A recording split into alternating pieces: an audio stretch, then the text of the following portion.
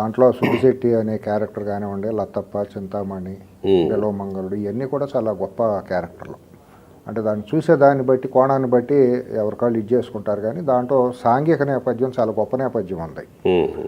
ఎందుకు దాన్ని ఉదహరిస్తున్నానంటే, దాంట్లో లతప్ప చింతామణి తల్లి కొన్ని డైలాగులు ఉంటాయి. వాళ్ళు బతికేదే పడుపూర్తితో బతుకుతారు.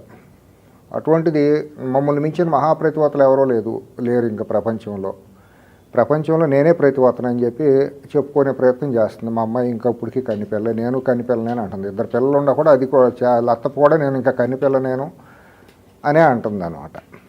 అట్లాగే ఇప్పుడు మీరు ఇందాక ఉదహరించిన పత్రిక కూడా ఏం చేస్తాం, ఆ కోవకే వస్తారు. ఆ నేపథ్యం కలిగి ఎవరైతే ఇప్పుడు ఆ భాష మనిషి యొక్క వ్యక్తిత్వం మాట్లాడే భాషను బట్టే ఉంటుంది. జర్నలిస్ట్గా మీకు తెలియదు.